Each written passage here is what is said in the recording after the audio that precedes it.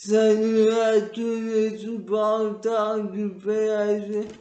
On apprend que Mauro Icardi, qui a fait parler de lui pour ses déboires avec sa femme au lieu de ses performances, voudrait partir car il doit compter sur les achats de Neymar, Messi ou Mbappé ou encore Di Maria pour espérer débuter un match dans le 11 de Pochettino, alors qu'il est arrivé pour 50 millions en 2020. Hors bonus, il est estimé à 25 millions. Il voudrait une place de titulaire dans un autre club, tandis que le PSG, qui est sur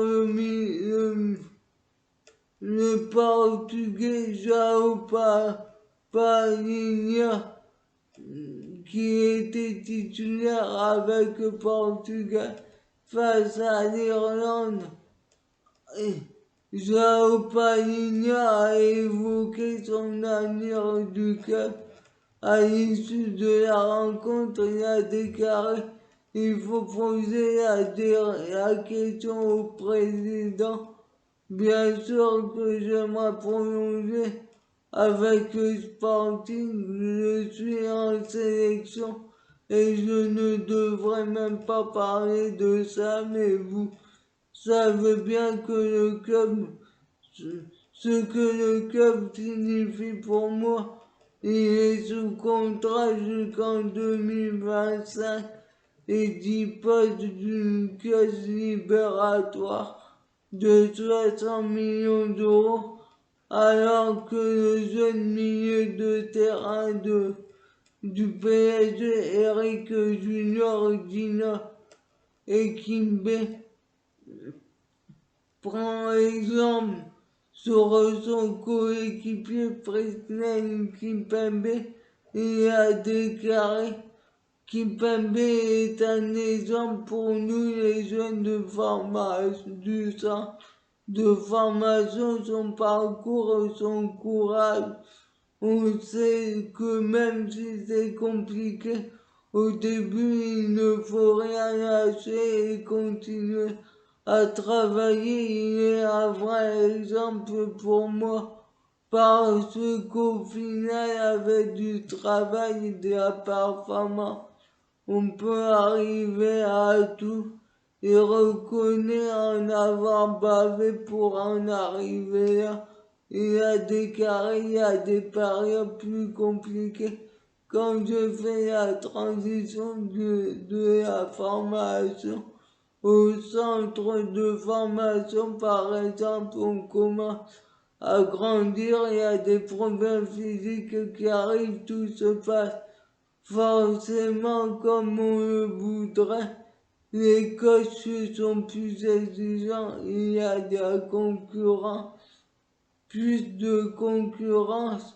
Ce sont forcément des moments où tu doutes, mais il faut rester concentré et garder la tête sur les épaules. Il faut bosser pour continuer à travailler, à progresser. Qu'en pensez-vous? Moi, pour moi, il a raison. Kimpembe est le seul joueur du centre de formation à s'être imposé, même s'il est moins bien en ce moment. Et alors que le PSG ne compte pas sur les jeunes, on l'a vu avec Moussa Diaby. Un coucou, même si un coucou a eu sa chance sous les ordres de Emery, mais est du côté du Red. On l'a vu aussi avec Coman, qui a refusé de signer professionnel et qui a rejoint la Juventus avant de rejoindre le Bayern Munich pour faire une carrière exceptionnelle, même s'il est blessé trop souvent. Il pouvait largement s'imposer du côté du PSG au lieu de recruter Neymar. Même si la stratégie du PSG est d'avoir des stars, mais on sait qu'ils comptaient développer leur centre de formation, il ferait mieux de faire ça. Et on sait aussi qu'ils ont viré Luis Fernandez qu'ils avaient dirigé le centre de formation car soi-disant ça allait pas bien ou que Luis Fernandez est parti de lui-même car il y avait trop de problèmes. Qu'en pensez-vous? Mettez des commentaires. Alors que le milieu de Manchester City, Kevin De Bruyne a attaqué le PSG. Il est revenu sur la recette du succès de Manchester City et il a déclaré la cellule de recrutement recherche les meilleurs joueurs, mais se renseigne aussi sur votre vie personnelle, sur la manière dont vous vous comportez avec les autres. Ils savent créer un groupe, c'est un peu différent de ce qui se fait au PSG par exemple. Si on veut prendre un cas dans votre pays, c'est une autre philosophie. Attention, ça ne veut pas dire qu'ils vont faire moins bien que vous, mais c'est suffisant. Je crois que nous sommes chanceux d'évoluer au sein de ce City-là. Pep Guardiola, l'entraîneur de Manchester City, a réussi à bâtir un effectif magnifique au même titre du PSG. Qu'en pensez-vous? Pour moi, Kevin De Bruyne a raison. Même si le PSG était en avance sur le projet par rapport à Manchester City, ils ont pris du retard en virant Leonardo qu'ils n'ont pas soutenu en 2013 ou 2014 suite à sa sortie envers l'arbitre qui avait bousculé suite dans les vestiaires et qui avait pris une suspension. Il aurait dû d'un an, il aurait dû le soutenir et ne pas faire venir Patrick Kluivert et Antonio Henrique comme directeur sportif. Ils auraient eu à mon avis, ils auraient eu, c'est sûr, 4 ans.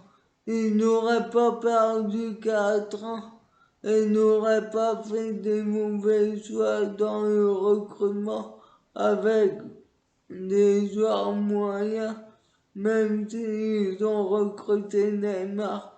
Qu'en pensez-vous? Mettez des commentaires. Alors que l'attaquant Milik de l'OM a comparé le PSG au Real des Galactiques, il a déclaré c'est un peu les Galactiques de notre temps. Sur les dernières années, il est difficile de trouver une équipe qui soit aussi complète. Les joueurs assis sur le banc seraient les stars dans la plupart des clubs.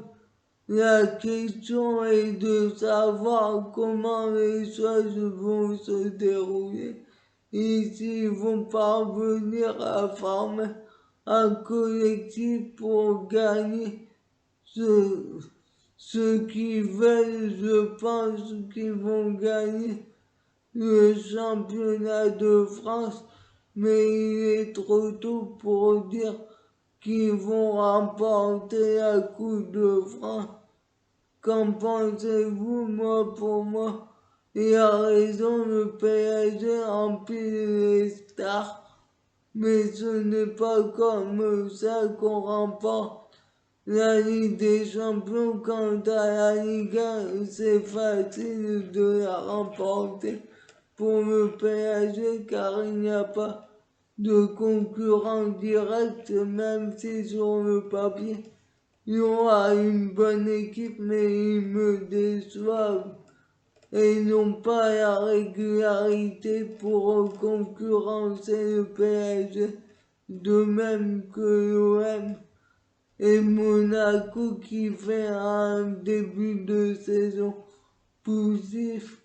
Qu'en pensez-vous? Mettez des commentaires. Et on avait vu aussi que les Galactiques du Real avec Beckham, Owen, Zidane, Figo, Raoul avaient remporté qu'une Ligue des Champions en 2002, mais pas Ronaldo. Qu'en pensez-vous? Mettez des commentaires. Alors qu'on a aussi des nouvelles de l'affaire Amita Diallo, Kera Amraoui. On apprend que le PSG féminin avait demandé l'annulation. Que la rencontre du PSG face à Lyon soit décalée, mais la Ligue n'a pas accepté. Par ailleurs, Amita Diallo, qui est soupçonné dans l'agression de sa coéquipière Kera Amraoui, conteste les accusations. Elle déplore la mise en scène artificielle d'une rivalité entre elle et Kera Amraoui qui justifierait qu'elle s'en soit prise à sa coéquipière. Cette théorie n'a rien à la véritable nature de leur relation, a déclaré Maître Mourad Bijouit le jeudi 8 novembre.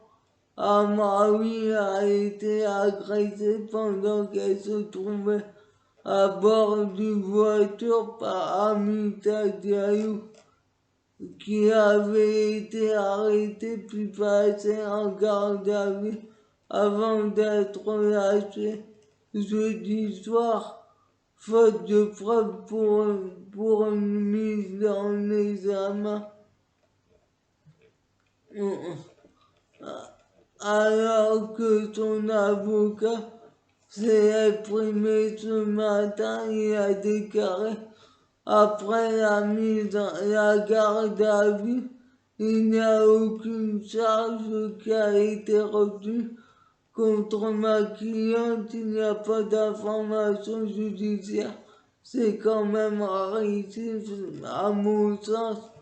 La garde à vue a été un peu trop hâtive, une convocation en audition libre aurait été parfaitement suffisante. Elle se serait expliquée. La seule question, c'est pourquoi elle était Et à ce moment, pourquoi elle n'a pas été agressée, encore elle n'a pas été, elle a été quand même molestée, elle n'a pas reçu de coups de bras de fer comme Madame Amaraoui. Elle calme son innocence, elle n'a strictement rien à voir. Dans cette agression, c'est important de dire, elle subit aujourd'hui une situation absolument préjudiciable avec une double peine. La première, c'est qu'elle a co-subi cette agression. La seconde, c'est qu'elle a vécu une garde à vue absolument infamante et va se poser la question comment le PSG, l'équipe de France, vont réagir à tout ça quand on jette un nom en pâture comme ça au niveau national et international. La question, c'est comment est-ce qu'elle a pu faire pour rebondir et comment est-ce qu'elle fait pour rebondir? Est-ce que tous ceux qui ont jeté son nom en pâture vont faire des communiqués pour expliquer qu'elle n'est pas mise en cause, qu'il n'y a rien de la concernant, c'est une question professionnelle. Ça va être fondamental dans les jours et semaines à venir. Les enquêteurs se pencheraient maintenant sur la piste d'une vengeance d'ordre privé. Qu'en pensez-vous?